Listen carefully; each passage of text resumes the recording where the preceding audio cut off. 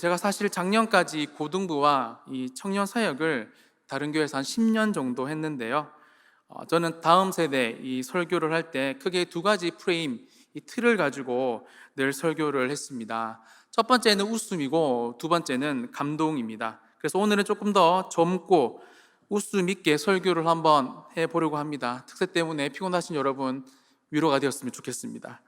질문 하나 드리고 설교를 시작하도록 하겠습니다. 여러분, 소통 전문가로 유명하신 김창옥 교수님께서 이런 말을 했습니다. 제 말이 아닙니다. 여러분, 이쁜 여자 오래 가나요? 오래 못 가나요? 여러분, 답 하나 해보세요. 이쁜 여자 오래 가나요? 못 가나요? 이쁜 여자가 없군요. 여러분, 오래 못 갑니다. 이쁜 것들은 오래 못 가요 라고 말씀하시면서 이런 말을 했습니다. 안 이쁜 것들은 아예 못 갑니다. 여러분, 안타깝지만 이게 현실입니다. 질문 하나 더 드려볼게요. 여자는 남자를 볼 때 여러분 어디를 가장 많이 보고 남자에게 호감을 느낄까요? 얼굴? 눈? 그렇습니다. 이 키를 보고 여자들은 남자에게 가장 큰 호감을 느낀다고 합니다. 조사해 봤는데 여자들은 대부분 남자를 볼 때 일단 키를 본다라고 합니다. 그런데 여러분, 여자들은 또 남자의 스타일을 본대요. 옷을 어떻게 입었는가, 머리 스타일은 어떤가, 그런 것들을 은근히 본다고 합니다. 마지막으로 여자들은 남자의 목소리를 듣고 남자를 평가한다고 해요. 우리 집사님, 권사님들 동의하십니까? 중저음의 남자가 멋질까요? 고음인 남자가 멋질까요? 여러분, 당연히 중저음인 남자가 훨씬 더 매력이 있겠죠. 일반적으로 여자들은 중저음의 목소리를 가진 남자들에게 빠르게 신뢰감을 느낀다라고 합니다. 그렇다면 반대로 여러분, 남자의 경우를 한번 생각해 보겠습니다. 여러분, 남자들은 중저음의 음성을 가진 여자를 좋아할까요? 고음의 여자를 좋아할까요? 어떻게 생각하세요? 우리 여자 집사님, 남자 집사님들, 고음인 여자를 좋아할 것 같은데 이게 확인해 봤는데 남자들은 무조건 이쁜 여자를 좋아합니다. 우리 오빠들은 우리 목소리 이런 게 전혀 필요가 없습니다. 일단 얼굴만 이쁘면 다 이뻐 보입니다. 그런데 여러분, 제가 오늘 설교 시간에 여러분에게 드리고 싶은 말씀은 이쁘고 날씬하면 최고, 목소리가 중저음이면 최고, 이런 것들을 말씀드리려고 하는 게 사실 아닙니다. 우리가 인생을 살다 보면 외모보다, 좋은 목소리보다 더 중요하고 필요한 것이 바로 진심이라는 것입니다. 특별히 오늘날에는 이런 진심을 가진 사람들을 생각보다 세상에서도 찾기 힘들고 교회 안에서도 찾기가 어렵습니다. 몇 년 전에 있었던 일인데요. 서울 장안동의 한 주택에 살던 68세 최모 씨가 숨진 채 발견되었습니다. 최 씨는 LH공사의 독거노인 전세 지원금 5,700만 원을 받아서 15평 남짓한 집에서 전세금 6천만 원을 내고 살고 있었습니다. 집주인이 바뀌고 건물이 곧 철거될 예정이라는 소식을 그가 듣자 LH공사에 전화를 걸어 내일 퇴거하겠다라고 말했다라고 합니다. 그리고 공사 당일 공사 직원이 이 최 씨의 집을 찾아갔지만 인기척이 없어 문을 열어보니 이 봉투와 함께 싸늘한 시신으로 남아 있었습니다. 봉투 사진 있습니까? 그럼 이 봉투 안에는 빳빳한 신권으로 10,000원짜리 10장이 들어 있었고요. 경찰은 자신의 시신을 수습하러 온 사람들을 위해서 식사나 하라며 돈을 남긴 것으로 추정한다라고 말했습니다. 그리고 서랍 속에는 자신의 장례를 하라고 100만 원 정도의 돈이 담겨져 있었습니다. 최 씨는 기초 수급 생활자였고 결혼하지 않은 채 노모를 모시고 살다가 3개월 전에 이 노모가 세상을 떠난 뒤로는 아무 일도 하지 않고 있었습니다. 이웃들은 최 씨가 매우 예의 바르고 조용한 성격이라고 입을 모았습니다. 아마 최 씨는 여러분, 생활고를 비관해 자살한 것이라고 경찰들은 조사를 해서 진행을 했다라고 기사를 본 적이 있습니다. 여러분, 참으로 안타까운 기사가 아닐 수 없죠. 자신도 죽음 직전에 자신을 처리해 줄 사람들을 배려할 줄 알았던 최 씨 할아버지의 죽음은 한 번 더 생각해도 너무나 안타까운 것 같습니다. 최씨 할아버지 옆에 여러분이 진심으로 그를 도와줄 사람 한 명만 있었어도, 다시 말해 거짓이 없는 참된 마음을 가진 사람이 단 한 명만 있었어도 이런 비관적인 선택하지 않았을 것입니다. 그래서 저는 오늘 설교를 준비하면서 곧 있으면 추워지는 이 가을, 겨울에 우리가 정말 예수님을 믿는 사람들이라면 오늘 중풍병자를 예수님께 데리고 온 사람들의 마음처럼 이 진심을 가진 성도가 되었으면 좋겠다라는 마음으로 설교를 준비해 봤습니다. 혹시 여러분 이분 아십니까? 이재만 변호사라는 분이신데요, 사실 오늘 제 설교 제목도 이분의 책에서 가지고 왔습니다. 진심은 길을 잃지 않는다라는 책을 내고 많은 사람들에게 더 많이 유명해진 분입니다. 제가 기사를 찾아보니까 안타깝게도 지난 5월 17일에 갑자기 별세를 하셨더라고요. 사실 여러분 이분의 인생은 장밋빛 인생이 아니었습니다. 그는 반에서 한 번도 1등을 해본 적이 없고 학창 시절을 그렇게 보내고 여러분 대학도 재수가 아니라 삼수해서 들어가게 됩니다. 마땅히 취업할 곳이 없어서 대학원에 진학을 했다가 군대를 제대하니까 32살이나 되었대요. 이때까지만 해도 여러분 거의 대부분의 이 동기들은 결혼을 하고 좋은 직장에서 한창 돈을 벌 나이였습니다. 변호사님도 인생을 비관하면서 도서실에 짱 박혀서 공부를 하고 있는데 밖으로 비를 홀딱 맞고 뛰어가는 한 학생을 보게 됩니다. 그 학생을 보면서 나도 저 사람과 같이 비 맞는 사람들에게 비를 막아주는 우산이 되어야 되겠다 생각을 하고 그는 우산이 되기로, 변호사가 되기로 결심을 하고 고시 공부를 시작합니다. 그 길로 그는 머리가 굳어버린 32이었지만 사법고시 공부를 정말 최선을 다해서 했다라고 합니다. 화장실 가는 시간도 아까워서 물도 안 마시고 공부를 했대요. 그래서 주변에서 바윗돌이라는 별명을 그에게 지어 주었다라고 합니다. 그렇게 열심히 3년을 공부를 했습니다. 사법고시 1차를 붙고 여러분 2차에서 안타깝게 떨어졌어요. 그리고 다시 1년을 공부하는데 여러분 어떻게 되었을까요? 네, 여러분이 그렇게 소망하고 기도하시는데 또 떨어졌겠죠. 또 떨어졌습니다, 여러분. 그래서 그는 산 위에 올라가서 하나님이라고 적혀있지 않았지만 신에게 제 인생 제발 좀 방해만 하지 말아주세요 라고 기도를 했대요. 그렇게 또 4년이란 시간이 지나고 다시 사법고시를 준비하고 있는데 시험 3일을 남겨두고 시골에서 급하게 전화가 왔대요. 사랑하는 남동생이 세상을 떠났다고. 정신없이 내려가 동생의 죽음을 보고 하염없이 눈물을 흘렸다라고 합니다. 발인 날이 되었는데 가족들은 그래도 시험은 쳐야 되지 않겠냐라고 해서 다시 서울로 시험을 치러 올라옵니다. 여러분 동생의 죽음이 얼마나 슬펐겠습니까? 그 아픔을 가지고 시험이 되었겠습니까? 정신없이 시험을 치다가 창밖을 보고 또 동생 생각을 하고 시험을 치고 그렇게 시험을 쳤대요.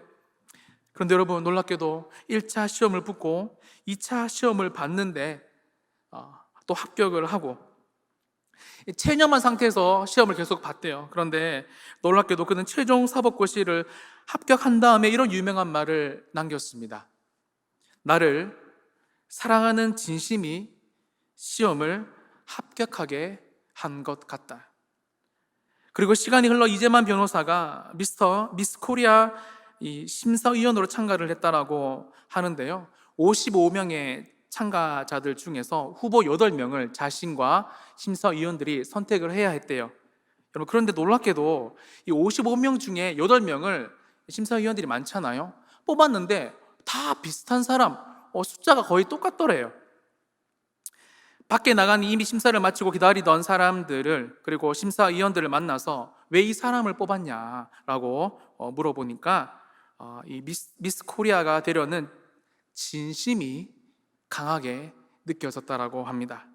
사랑하는 여러분, 그런데 이런 진심을 가진 사람들에게 공통적으로 나타나고 느껴지는 게 있는데 그것이 바로 매력입니다. 매력. 국어사전에 보면 매력이란 단어 이렇게 정의합니다. 우리 같이 한번 읽어볼까요? 사람의 마음을 사로잡아 끄는 힘, 다시 말해 여러분, 이런 진심을 가진 사람들이 가지고 있는 것이 바로 매력이라는 것입니다. 예전에 제가 고등부 설교를 할 때 친구들에게 이런 이야기 진짜 많이 들었습니다. 목사님 참 잘생겼어요. 목사님 장동건 닮았어요. 이런 이야기는 아무도 안 했어요. 하지만 목사님 참 매력 있는 사람이에요. 목사님 참 열정 있는 사람이에요. 라는 이야기를 참 많이 들었던 기억이 있습니다. 그런데 여러분이 저 매력이라는 단어 한자성어로 보면요, 매혹할 매, 힘력, 즉 그러니까 이 매혹할 힘이라는 뜻도 있지만 여러분 이 매자에 다른 뜻도 있습니다. 나중에 한번 찾아보시면 여러분이 도깨비란 뜻이 매자에 있습니다. 풀어보면 매력이란 도깨비의 힘이라는 말입니다. 여러분 도깨비의 방망이 아시죠? 우리 고전 소설에 나오는 이야기지만 금 나와라 뚝딱, 은 나와라 뚝딱 하면 그 생기는 이 도깨비 방망이처럼 매력 있는 사람은 모든 상황과 모든 사람들을 변화시키고 끄는 힘이 있다라는 거예요. 사랑하는 여러분, 어떤 사람이 매력적인 사람이 될 수 있다고요? 그렇습니다. 이 진심이 있는 사람이 바로 매력적인 사람이 될 수 있다라는 겁니다. 여러분, 그렇다면 진심은 어떻게 만들어지는 것일까? 사실 이 부분을 여러분에게 꼭 나누어주고 싶어서 앞에 사설이 길었는데요, 같이 한번 읽어보겠습니다. 진심은 끝없이 고민하고 생각하고 행동할 때 만들어진다. 여러분, 좀 부끄럽지만 진심이 어떻게 만들어지고 전달되는지 제가 진짜 이 영상 보여드리기 싫었는데 제가 고등부 사역을 할 때 아이들에게 보여줬던 영상입니다. 여러분, 이렇게 진심이 느껴지고 만들어집니다. 영상 같이 한번 짧게 보도록 하겠습니다. 어떻게 하면 더 열심히 설교를 준비할 수 있을까? 어떻게 하면 우리 고등부 친구들에게 더 쉽고 재밌게 설교를 준비할 수 있을까? 고민하자. 생각하자. 더 생각하자. 여러분, 다시 봐도 너무 부끄러운 영상인데요. 사실 여러분, 아이들도 저 영상 제가 연기하고 있다는 거 다 압니다. 전문적인 용어로 발연기한다라고 하죠. 하지만 여러분, 이 영상을 아이들에게 보여주니까 우리 목사님 진짜 우리를 위해서 노력하시는 거구나, 진심이 느껴진다, 저렇게 부끄러운 걸 해주시는 거구나 라고 우리 친구들과 선생님들이 다 느끼시더라고요. 여러분, 그런데 오늘 본문에도 이 진심이 느껴지는 사람들이 등장합니다. 우리 마가복음 2장 2절에서 4절 말씀 같이 한번 읽어보겠습니다. 많은 사람이 모여서 문 앞까지도 들어설 자리가 없게 되었는데 예수께서 그들에게 도를 말씀하시더니 사람들이 한 중풍병자를 4사람에게 메워 가지고 예수께로 올세 무리들 때문에 예수께 데려갈 수 없으므로 그 계신 곳에 지붕을 뜯어 구멍을 내고 중풍병자가 누운 상을 달아 내리니. 아멘. 성경에는 아주 자세하게 나오지 않지만 오늘 본문에 기록된 것처럼 예수님이 계신 곳은 수많은 사람들로 붐비고 있었습니다. 여러분, 사람들이 어찌나 많았던지 문 앞까지도 들어설 수 없었다라고 성경은 기록하고 있어요. 이것이 바로 예수님 당시의 가옥의 모습인데요, 이스라엘의 가옥은 그림에서 보는 것과 같습니다. 집 옆으로 지붕에 올라갈 수 있는 계단이 있고 지붕은 집과 흙으로 두꺼운 지붕을 만들었어요. 한번 생각해 봅시다. 4사람이 장정이지만 약 60에서 70kg 정도 되는 중풍병자를 메고 지붕에 올라가는 것 매우 힘들었을 겁니다. 저 두꺼운 흙을 파고 지붕을 뜯고 중풍병자를 아래로 내리는데도 여러분 1, 2분이 아니라 좋게 여러분 한두 시간은 걸렸을 거예요. 분명 그들은 생각하고 또 생각했을 겁니다. 고민해서 그렇게 하는 것이 가장 좋은 방법이라는 것을 결정하고 같이 행동으로 보여줬을 겁니다. 그런데 여러분, 예수님은 이런 모습을 보시면서 5절에 이렇게 말씀하십니다. 예수께서 그들의 믿음을 보시고. 사랑하는 여러분, 예수님은 중풍병자를 향한 그들의 진심에서 우러나오는 마음을 보시고 바로 믿음이다 라고 인정해 주셨다라는 것입니다. 저는 특별히 2절의 말씀이 참 가슴에 더 다가왔는데요, 2절에 보시면 많은 사람이 모여서 문 앞까지도 들어설 자리가 없게 되었는데 예수께서 그들에게 뭘 하시고 계셨습니까? 도를 말씀하시고 계셨습니다. 여러분, 예수님 지금 뭐 하시고 계셨다고요? 전도하고 계셨습니다. 즉 여러분, 전도의 현장, 예수님의 말씀이 전해지는 그 현장에 그 네 사람은 중풍병자를 데리고 온 것입니다. 그렇습니다. 우리의 진심을 전도를 통해서 표현할 때 진심은 길을 잃지 않게 되는 거예요. 오늘 본문처럼 상상치도 못한 기적이 일어난다라는 것입니다. 여러분, 상황은 다르지만 우리가 잘 아는 하나님의 마음에 합한 사람, 여러분 누구죠? 그렇습니다. 다윗. 개역개정 성경에서는 하나님의 마음에 맞는 사람이라고 다윗을 정의하는데요. 하나님께서 다윗을 인정해 주신 이유가 바로 여러분, 다윗이 진심을 가진 사람이었기 때문입니다. 여러분, 사도행전 13장 22절을 한번 보시면요, 패하시고 다윗을 왕으로 세우시고 증언하여 이르시되 내가 이새의 아들 다윗을 만나니 내 마음에 맞는 사람이다, 내 뜻을 다 이루리라고 말씀하셨습니다. 여러분, 그렇다면 하나님은 다윗을 왜 내 마음에 맞는 사람이라고 하셨을까요? 솔로몬이 성전과 왕궁을 다 지었을 때 하나님께서 솔로몬에게 당부하신 말씀에 그 답이 있습니다.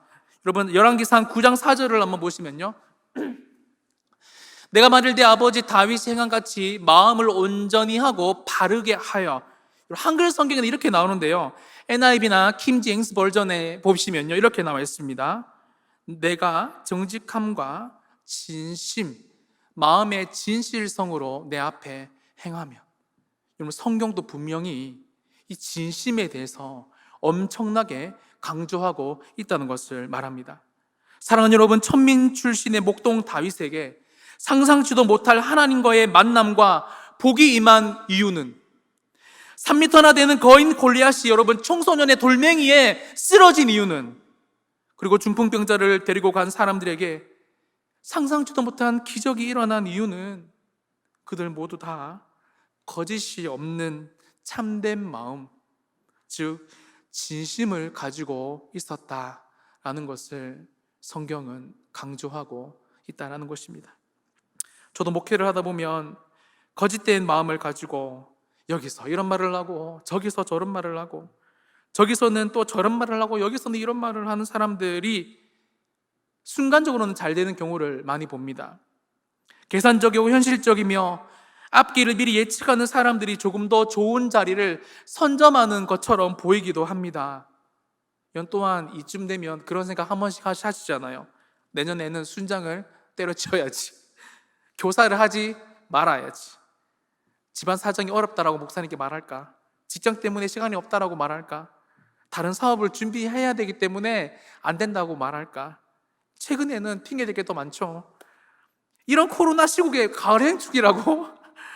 그놈의 사진은 도대체 왜 찍으라고 하는 거야? 이런 이야기들을 하면서 진심을 잘 드러내지 못하는 경우들이 많은데요, 저도 여러분 충분히 여러분의 마음을 이해합니다. 저 또한 그런 사람이기 때문이죠. 여러분 또한 그것이 사실이라고 해도 하나님은 이해하실 겁니다. 하지만 사랑하는 여러분, 여러분이 이 성경 말씀대로 살기를 원하고 막혀있는 저와 여러분의 인생을 강하게 막고 있는 이 막혀있는 길들이 열리기를 원한다면, 오늘 중풍병자처럼 우리 인생을 묶고 있는 답답한 문제를 또한 해결하기 원한다면 하나님 앞에 거짓이 없는 마음을 가진, 다시 말해 진심을 가진 성도로서 살아가시기를 예수님의 이름으로 축원드립니다. 설교를 마무리합니다. 사마천 사기에 보면 이런 유명한 말이 있습니다. 돌이 불언 하자성에, 복숭아 나무 밑에는 이곳에 복숭아가 있다고 말하지 않아도 저절로 길이 열린다라는 유명한 말입니다.